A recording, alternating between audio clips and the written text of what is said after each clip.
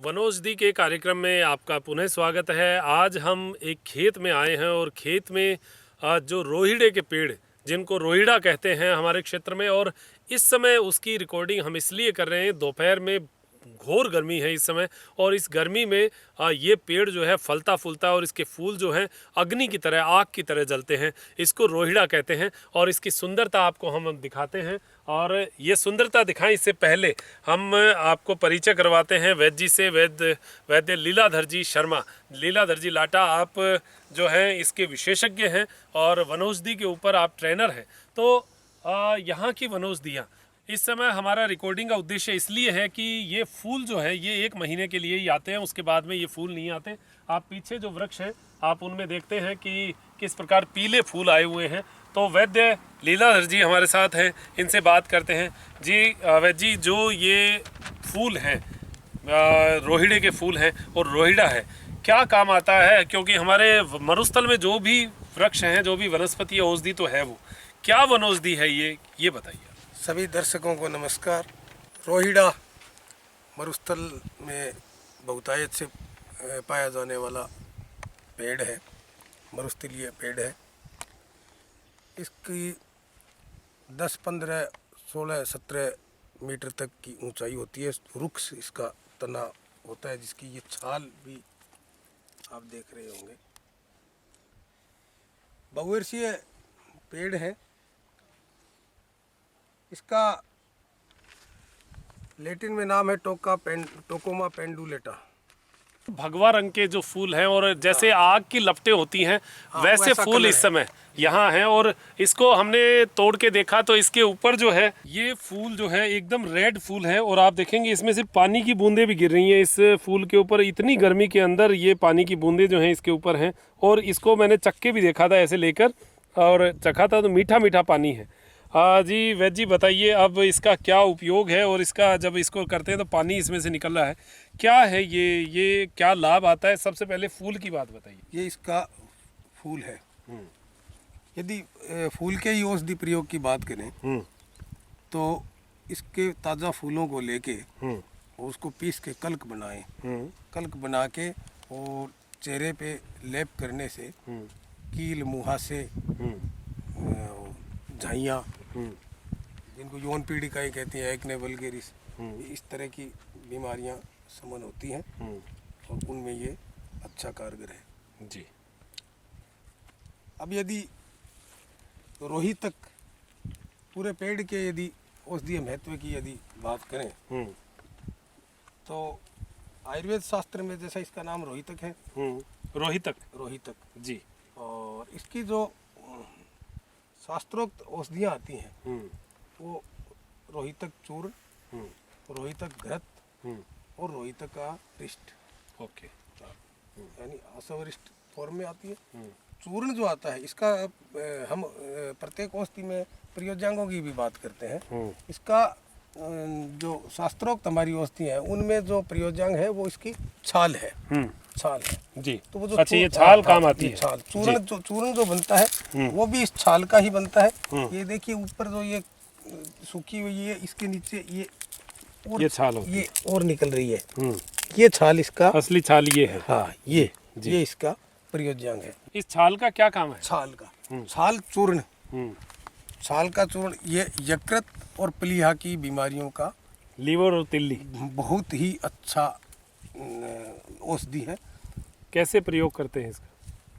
छाल का चूर्ण 3 से 5 ग्राम, ठीक है। यदि रोहितक का रिष्ट लेना हो तो 20 ml, 25 ml तक उसका डोज होता है। बच्चे के लिए 10 ml से 15 ml। ये लीवर की मजबूती के लिए ये लीवर और प्लीहा दोनों की मजबूती के लिए जी। इसका कोई सावधानियाँ? सावधानी तो जैसे ज़्यादा छोटे बच्चों में आसवरिष्ट नहीं देना चाहिए, मात्रा से अधिक नहीं देना चाहिए। आसवरिष्ट जो ले वो कच्चा नहीं हो। कच्चा आसवरिष्ट बहुत, एक तो आसवरिष्ट की पीएच वैसे ही बहुत ज़्यादा कम होती है, 4.2 पीएच बहुत ज़्यादा एसिडिक होता है। फिर भी यदि वो कच्चा अगर रहेगा तो उसकी एसिडिक और ज़्यादा बढ़ जाती है, ऐसे में वो नुकसान करता है। तो अच्छी कंपनी का और पूरा पैरामीटर से बना हुआ आसवरिष्ट प्रयोग करना चाहिए। तो ये सीधा सीधा क्या उपयोग में भी लिया जा सकता है? ग्रामीण जन अगर कोई दवाई नहीं ले सके तो इसका सीधा प्रयोग सीधा होता है? प्रयोग छाल का चूर्ण जैसे भी मतलब बताया। ठीक है। उसके अलावा त्वचा रोगों का ये अच्छा उपचार करता है। त्वचा रोगों में जैसे आपने बताया लीवर और तिल्ली के रोग, उसके तो अलावा क्या रोग होते हैं? जैसे लीवर और तिल्ली में क्या सीधा एक रोग आप बता सकते हैं कि हाँ उसमें तो इसको लिया जा सकता जैसे यकृत का बढ़ना है, इनलार्जमेंट ऑफ लीवर, है? Fatty liver? Fatty liver okay, fatty liver में लिया जा सकता लिया जा सकता है। है। सुबह खाली पेट कैसे ले? यकृत शोथ, हम्म, शोथ, शोथ, सूजन। यकृत शोथ, हाँ, हम्म, हेपेटाइटिस। हम्म, तो उसमें जैसे 3 से 5 ग्राम चूर्ण सुबह शाम, और आसवरिष्ठ लेना हो तो 20 से 25 ग्राम। हम्म, ये इसकी औषधीय परिकल्पनाएं। इसका घृत भी आता है, घृत भी आता है। तो प्रत्येक औषधि की कल्पनाएं भी बीमारी के अनुसार ही देनी चाहिए। यदि मान लो किसी के हेपेटाइटिस है और गंभीर है तो उसमें घृत को हम वर्जित करते हैं। यदि कोई दुर्बल है, कमजोर है, और फिर उसके यदि यकृत की कोई बीमारी है तो उसमें हम घृत भी दे सकते हैं। इस तरह से रोगी की अवस्था, रोग की अवस्था और देश काल के अनुसार औषधि की कल्पना तय की जाती है। ये चिकित्सक का विषय होता है। अब ये तो है औषधीय इनके प्रयोग जो शास्त्रोक्त है। घरेलू रेमेडीज भी हम बनाते हैं और हमारा लक्ष्य भी यही रहता है कि घरेलू स्तर पे हम इनका प्रयोग करें तो वो ज़्यादा जनोपयोगी होता है। तो एक तो जैसे इसके बीज है वो विद्रधि धारक होते हैं।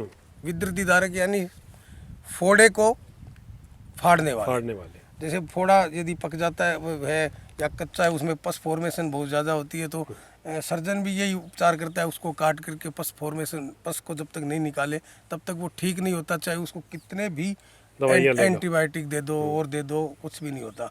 उसको पस को ड्रेन करना ही होता है, निकालना ही पड़ेगा। तो इसके बीजों का कल्क बना के यानी चटनी टाइप बना करके, और यदि विद्रधि है, पच्चेमान विद्रधि है यानी पक रही है, या अपक्व है जो पकाव की तरफ जारी है, या पकने के एकदम नज़दीक है और फूट नहीं रही है, तो ऐसी विद्रधि के हम उसका लेप कर देते हैं उस कल्क का।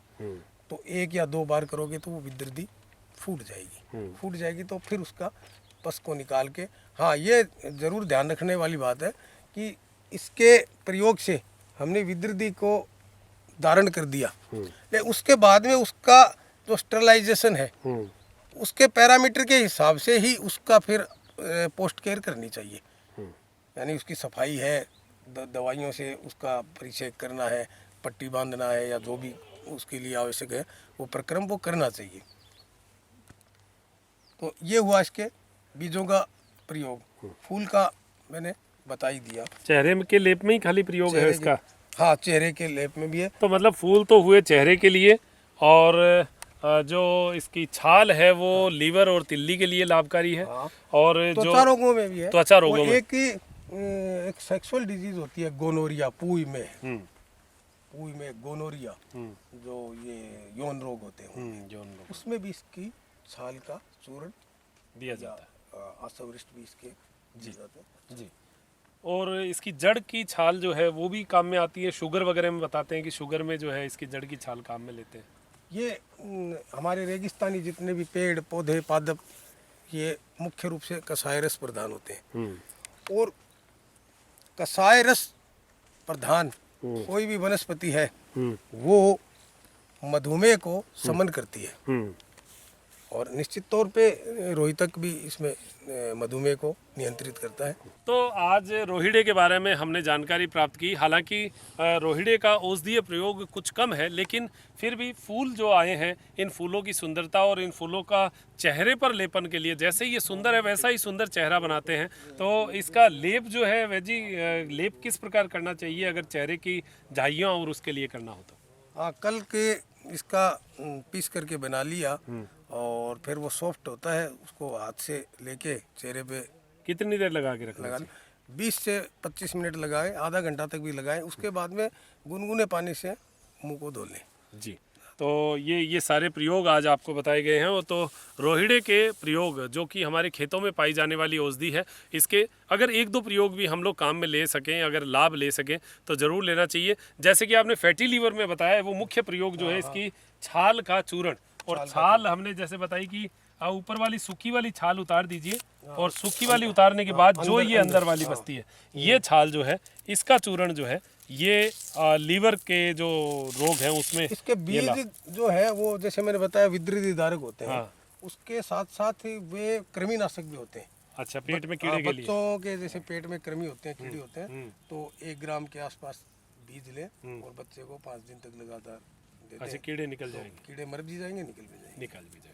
तो ये कुछ जो है वनौषधि प्रयोग हमने आपको बताए हैं। और औषधियों का ये रोहिड़ा जो है ये लकड़ी देने वाला, इमारती लकड़ी देने वाला और घर की जो फर्नीचर की लकड़ी देने वाला पेड़ तो है ही, साथ में औषधि भी इसकी है। तो इसकी छाल, इसके फूल, इसकी जड़ की छाल और इसका बीज जो है वो कई चीज़ों में काम आता है। तो आप इन सब पेड़ों को, वनौषधियों को बचाइए और इनकी जानकारी आप रखिए, यही हमारा उद्देश्य है। तो वनौषधि के इस कार्यक्रम से अब मैं डॉक्टर लीलाधर जी लाटा से लेता हूँ इजाज़त। तो डॉक्टर साहब बहुत बहुत धन्यवाद आपका। अपने साथी रोहित चौहान के साथ डॉक्टर मनोज शर्मा, त्रिनेत्र टीवी के लिए लेता हूँ इजाज़त। नमस्कार।